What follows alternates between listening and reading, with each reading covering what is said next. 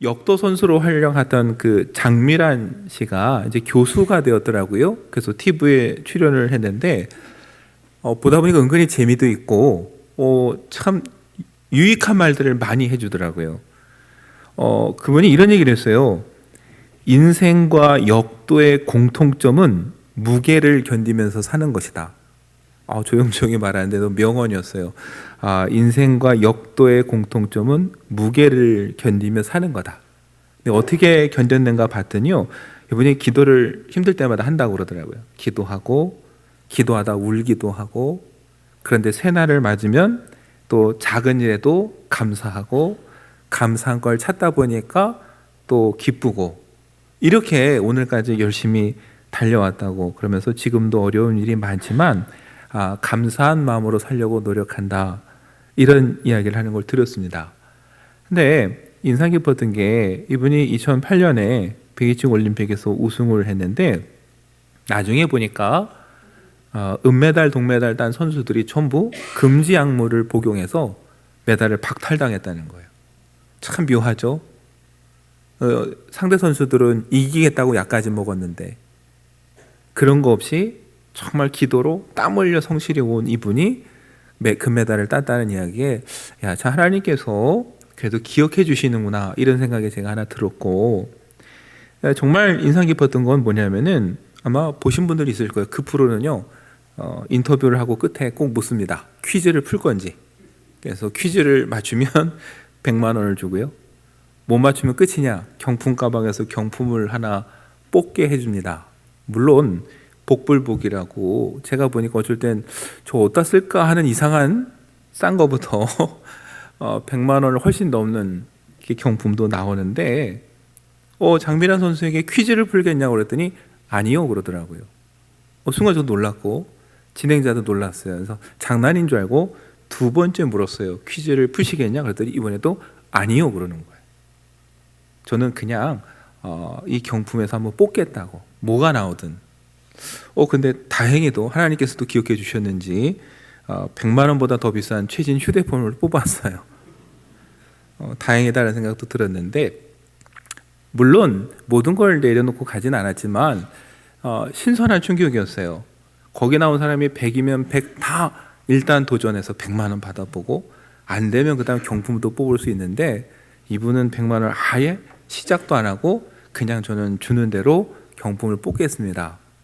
그걸 보면서 참 대단한 분이다라는 생각도 들면서 동시에 어느 순간 나도 당연히 100만 원 뽑아야지 이러고 있는 저를 보면서 우리가 벌써 이렇게 돈에 익숙해졌구나. 돈 당연한 거 아니야?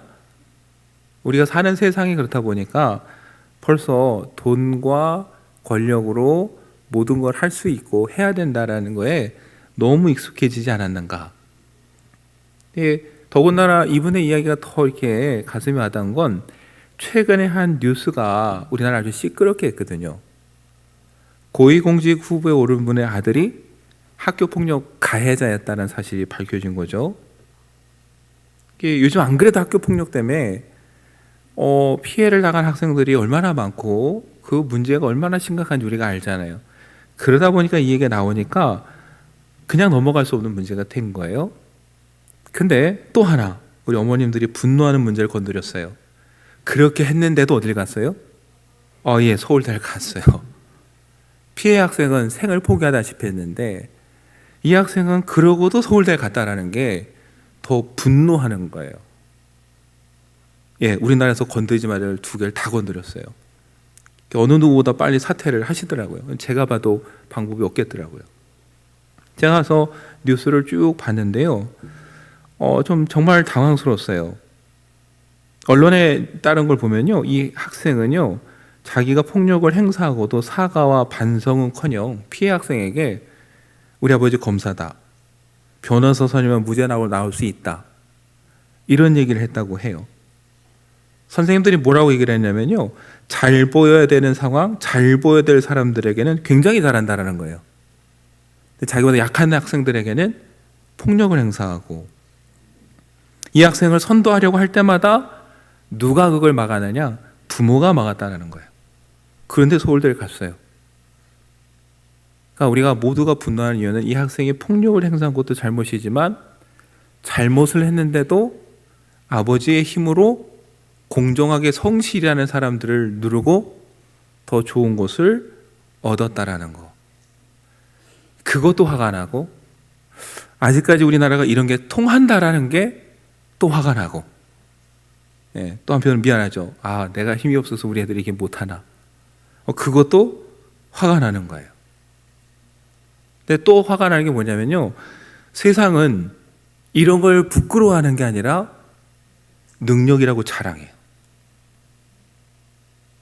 안 되는 거 나는 백으로, 돈으로 했어. 이걸 마치 능력인 것처럼 자랑하는 시대를 우리가 살아가고 있다는 게 참 화가 나고 슬픈 거예요.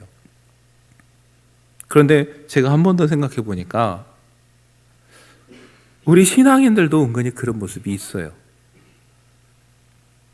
우리도 어느 순간부터 뭘 하려면 돈과 힘으로 뭘 이렇게 하려는 습성들이 나오고, 그걸 또 은근히 자랑해요.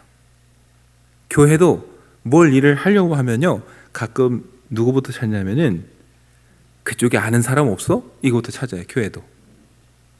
무슨 말입니까? 안 되는 걸 좀 되게 해줄 사람 없을까? 쉽게 하게 만들어줄 사람 없을까? 교회도 어느 순간부터 그걸 생각하는 거예요. 왜 사람들이 대형교회를 부러워합니까? 정치인도 있고 권력자도 있고 돈 있는 사람도 있고, 그래서 그 사람들 통해서 안 되는 것도 되게 할 수 있다고 생각하니까 부러워해요. 근데 그러다 뉴스에 한번 나오면 어때요? 오히려 하나님의 이름을 망가뜨리고 영광을 가리는 건데, 가만 보니까 우리도 어느 순간부터 똑같이 그러고 있어요. 왜요? 세상에서 저와 여러분이 그런 사람들하고 살다 보니까 당연히 그런 줄 알고 우리도 어느 순간부터 그렇게 살아가는 거죠. 그 유혹이 우리 신앙 안에도 계속 들어오는 거예요. 여러분, 그 유혹은요, 제가 보기에 주님 오시는 그날까지 계속 있을 겁니다. 그 유혹을 한 번 이겼다고 끝나는 게 아니라요, 돈으로 뭘 할 수 있고 힘으로 뭘 할 수 있고 그걸 자랑하고 싶은 욕구는요, 주님 오시는 그날까지 계속될 거예요. 우리가 치열하게 싸워야 될 시험이에요. 여러분, 그 시험이 오늘 사도행전에도 등장을 합니다. 빌립이 복음을 전하고 거기에 사마리 성에 기쁨이 임했는데, 그때 그 자리에 누가 있었느냐? 시몬이라는 사람이 있었어요. 성경은 시몬이 마술을 행하는 사람이라고 합니다. 마술, 그러니까 요즘 어디 공연장에서 하는 매직, 마술 생각하시는데, 성경에서 말하는 마술은 그게 아니라요, 한마디로 우상숭배예요. 주술이나 주문이나 이상한 의식을 통해서 귀신을 쫓고 병 고치고 특별한 능력을 행하겠다고 하는 우상숭배가 성경에서 말하는 마술이에요. 이 사람이 어떤 일을 했는지는 정확히 없지만 보통 사람은 아니었어요. 그래서 사도행전을 보면요, 사마리아 사람들이 이 시몬 때문에 놀랐고, 시몬이 스스로 자기를 뭐라고 불렀냐면은 스스로 큰 자라, 큰 사람, 능력 있는 사람, 이렇게 불렀어요. 그뿐 아닙니다. 사도행전 8장 10절을 보니까요, 이렇게 기록하고 있어요. 낮은 사람부터 높은 사람까지 다 따르며 이르되 이 사람은 크다 일컫는 하나님의 능력이라 하더라. 여러분, 사마리아 성 사람들이 시몬을 보면서요, 야, 이 사람은 크다, 하나님의 능력이다 라고 말하면서 쫓아다녔다는 거예요. 그러니까 보통은 아닌 사람이고 특출한 능력을 갖고 있었고 많은 사람들이 따라다녔다는 거예요. 이 시대에 여러분, 많은 사람들이 추종하고 따라다녔다는 얘기는 곧 뭐로 연결돼요? 돈으로 연결되는 거예요. 시몬은 자기 따르는 사람들 통해서 많은 돈을 벌었을 거예요. 이렇게 보면 빌립이 정말 얼마나 어려운 환경에서 복음을 전했는지 다시 보게 되는 거죠. 왕래도 없고 서로 적대적인 사마리아 성에 갔고, 그 동네에 갔더니 마술을 부리는 사람이 아주 그냥 칭송받고, 사람들은 다 마술 행하는 사람 따라다니고 있고, 거기 가서 복음을 전한다. 우리 인간적인 생각으로 보면 이게 되겠어 싶은 거예요. 그런데도 하나님 묘하게 그곳에 복음을 전하고 세례를 받고 기적이 나타나게 해주셨어요. 그게 하나님의 능력이고 복음의 능력이죠. 여러분, 사람들이 세례를 받을 때 시몬도 나와서 세례를 받았습니다. 그래도 놀랍죠. 어떻게 저런 사람이 복음을 받아들이고 예수의 이름을 묻고 세례를 받을까? 어떻게 그렇게 결심을 할 수 있었을까? 여러분, 사도행전 8장 7절에서 우리가 답을 볼 수 있어요. 사도행전 8장 7절을 보면 많은 사람에게 붙었던 더러운 귀신들이 크게 소리를 지르며 나가고 또 많은 중풍병자와 못 걷는 사람이 나으니라고 기록하고 있거든요.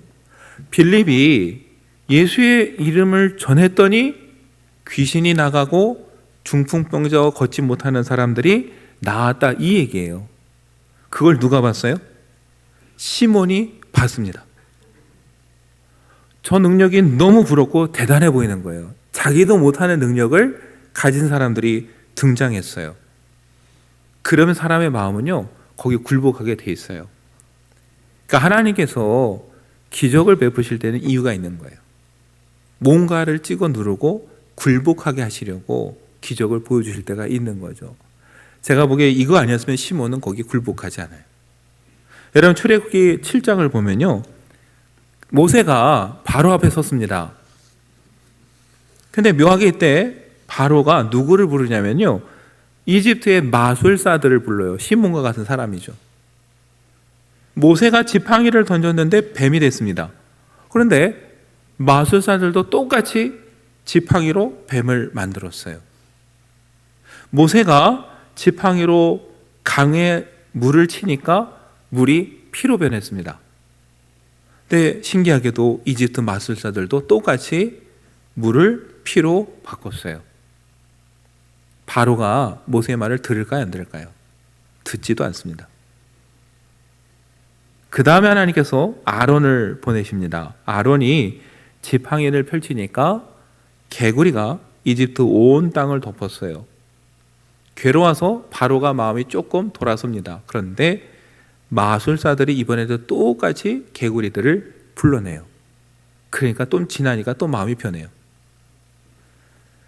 아론이 그 다음에 어떻게 했느냐? 다시 하나님의 말씀대로 지팡이로 땅에 먼지를 쳤더니 이번에는 먼지가 이로 변해서 그 이가 사람도 괴롭게 하고 짐승도 괴롭게 합니다. 근데 여러분, 이때부터 뭐가 달라지느냐?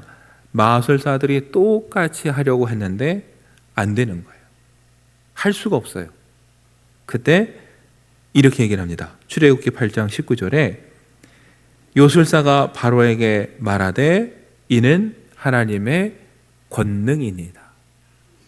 여러분, 이게 사람이에요.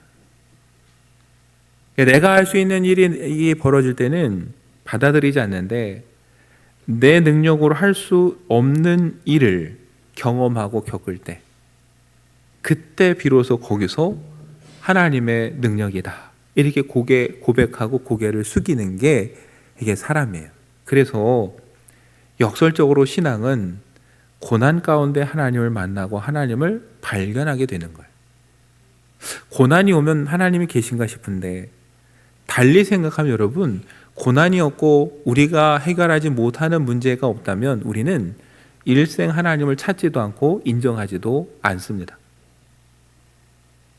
이집트의 마술사처럼 시몬처럼 자기가 할 수 없는 일을 경험할 때 비로소 야, 이게 하나님의 능력이구나 하고서 인정하게 되는 거예요. 이게 우리 사람이에요. 시몬이 그래서 거기 무릎 꿇고 세례를 받았습니다. 그리고 다음에 베드로와 요한이 내려왔더니 거기도 열심히 따라다녔어요. 두 사도가 안수하니까 성령의 능력이 나타났어요. 여러분, 교회로 보면은 은혜가 넘치고 부흥의 때예요. 묘하게도 근데 여러분, 뭔가 잘 되고 부흥이 되려고 하면은 뭐 옵니까? 시험도 꼭 따라와요. 예루살렘 교회가 막 부흥할 때 안팎으로 시험이 왔고 돈 때문에 시험이 들었던 것처럼 묘하게도 사마리아에 복음이 전파되고 성령이 임하고 능력이 막 나타나기 시작할 때 시험거리가 찾아와요. 바로 시몬입니다. 오늘 우리가 읽은 본문이에요. 베드로와 요한을 통해 성령이 임하는 것을 보고서요, 시몬이 어떻게 합니까? 오늘 18절에 보면은 뭘 드려요? 사도들에게 돈을 줍니다. 돈을 주고서 말해요. 이 권능을 내게도 주어서 누구든지 내가 안수하는 사람은 성령을 받게 하여 주소서. 한마디로요, 베드로와 요한에게 내가 돈 줄 테니까 그 능력 팔라는 거예요. 그래서 나도 어디 가서 안수하면 당신들처럼 안수하면은 성령이 임하게 해달라, 이 부탁을 하는 거죠. 그러니까 오늘 우리가 들으면 얼마나 어이없는 부탁입니까? 근데 시몬이 그런 생각을 하는 거예요. 왜요? 그 능력이 너무 갖고 싶은 거예요. 그래서 돈 줄 테니 파십시오. 여러분, 여기다 대고 베드로가 뭐라고 합니까? 20절에 네가 하나님의 선물을 돈 주고 살 줄로 생각하였으니 네 은과 네가 함께 망할지어다. 네 은과 네가 함께 망할지어다 했는데, 이건 좋게 좀 번역한 거고요. 심하게 말해 이런 얘기예요. 그 돈과 네가 지옥에나 떨어져라. 왜요? 베드로가 보기에는요, 하나님의 능력, 하나님의 성령을 돈으로 사겠다라는 거, 이건 뭐예요? 하나님의 이름을 망령되이 일컫는 것이고요. 더 나가서 뭐가 심각한 문제냐면은 하나님과 거래하겠다라는 것 자체가 죄 중에 죄라는 거예요. 여러분, 아까 말씀드렸죠. 우리가 분노하는 이유가 뭐예요? 돈과 힘으로 안 되는 걸 되게 하는 건 내가 너희들 위에 있다, 내가 법 위에 있고 내가 질서 위에 있다, 이 얘기거든요. 내가 하나님께 돈을 주고 이 권력을 사겠다, 능력을 사겠다라는 말은 뭐예요? 내가 하나님과 거래하겠다는 것이고요. 심지어 내가 하나님을 조종하겠다는 뜻이에요. 베드로가 보기에는요, 이거보다 악한 생각이 없어요. 그러니까 어떻게 돼요? 네 돈과 네가 지옥에나 떨어질지라, 이렇게 저주하는 거예요. 그러면서 여러분 또 명령합니다. 뭐라고 명령하냐면요, 22절에 그러므로 너의 이 악함을 회개하고 주께 기도하라. 혹 마음에 품은 것을 사하여 주시리라. 혹 주님이 용서해 주실지도 모르니 이제라도 뭐예요? 회개하고 기도하라. 여러분, 우리가 보기에는요, 이렇게 부탁하고 당부하는 것 같지만요, 원어의 의미는 명령이에요. 회개하라, 기도하라, 명령이에요. 다급하고 그만큼 죄가 크다라는 거예요. 당장, 그러니까 어떻게 해요? 회개하고 기도하라. 그렇다고 용서해 주실지 장담은 못해요. 그건 누가 결정하세요? 주님이 결정할 문제예요. 그러나 그 전에 기도하고 회개라도 하라는 거예요. 시몬이 어떤 결정을 하고 어떤 결말을 맺었는지 성경에 기록이 없어요. 그래도 시몬이 회개하지 않았을까라고 우리가 생각할 수 있고 기대할 수 있는 답이 24절입니다. 시몬이 뭐라고 말하느냐? 베드로에게 나를 위하여 주께 기도하여 말한 것이 하나도 내게 임하지 않게 하소서. 저를 위해서 좀 기도해 주셔서 당신이 말한 그 저주가 나에게 임하지 않게 해 주십시오. 여러분, 이렇게 말하는 것만 봐서도 그 마음은 그래도 돌이키지 않았을까? 그가 그렇게 악한 건 아닌가? 이런 생각을 하게 되는 거예요. 여러분, 이게 우리가 처음부터 다시 의심하게 되는 거예요. 시몬이 애초에 그런 믿음은 있었을까? 세례는 진심으로 받았을까? 왜 이런 행동을 했을까? 근데 여러분, 사도행전 8장 13절 보면요, 누가는 분명히 이렇게 기록해요. 시몬도 믿고 세례를 받은 후에, 그냥 받은 게 아니라 누가가 보기에는 믿었고 그래서 세례를 받았어요. 그 다음에 어떻게 합니까? 전심으로 빌립을 따라다녔다 그랬어요. 그 표적과 기사를 보고 가긴 했지만 그냥 따라다닌 게 아니라 어떻게 해요? 전심으로 따라다녔다 그랬거든요. 이 말만 놓고 보면 시몬은 그때 그 순간에는 진심으로 믿었고 진심으로 고백하고 세례를 받았고 필립을 전심으로 따라다녔어요. 그랬던 시몬인데 왜 성령 임할 때 그걸 돈으로 사겠다고 하는 이런 실수와 죄를 범했을까? 여러분, 제가 묵상하다 보니까 내린 결론은 하나예요. 그가 정말 마음은 돌이켰지만 그의 삶 속에는 아직 뭐가 남아있어요? 마술사의 기질이 그냥 남아있는 거예요. 옛 습성이. 그래서 자기가 처음 경험한 걸 저거 너무 갖고 싶은데 자기가 할 줄 아는 건 뭐예요? 돈 주고 사는 거였어요. 마술사들끼리 돈 주고 사고 팔았거든요.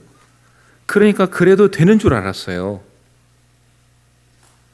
여러분, 이게 시몬만의 이야기겠습니까? 우리의 이야기예요. 예수님을 믿고 우리가 변화되고 회개하고 거듭났다고 하지만 우린 압니다. 우리 삶에는 아직도 뭐가 남아있어요? 옛날 습관들이 그대로 남아있어요. 뼛속 깊숙이. 방심하는 순간 그 옛날 습관들이 그대로 튀어나옵니다.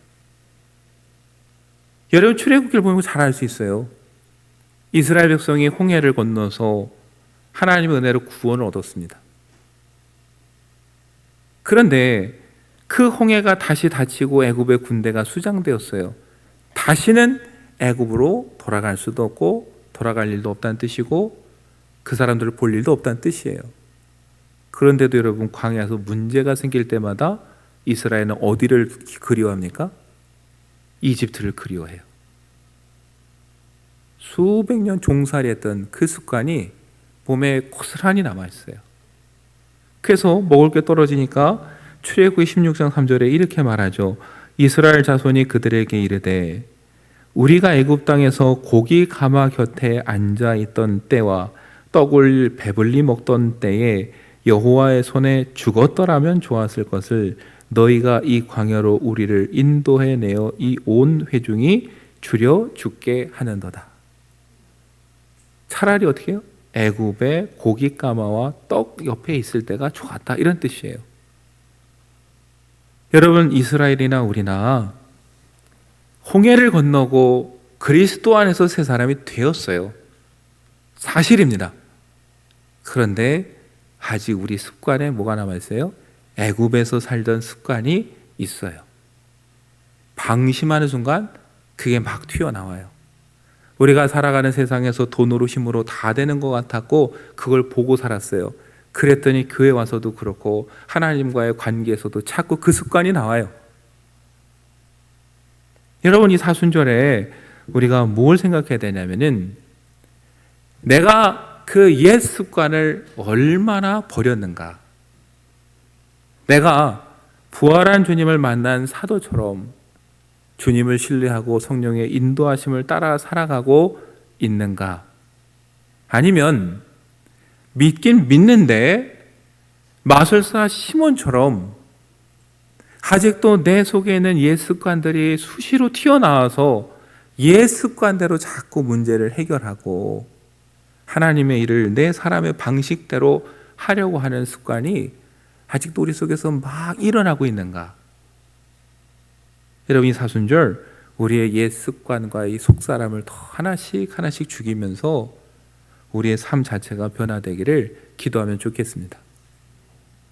주님을 바라보면서 주님을 닮아가고 주님 안에서 옛 습성을 버리고 정말 새롭게 거듭난 사람으로서 주님의 성품을 닮아가는 이 사순절이 되도록 저와 여러분이 말씀과 기도 가운데 우리 자신을 되돌아보고 옛 습관을 뽑아버리는 이 사순절이 되기를 간절히 축원합니다.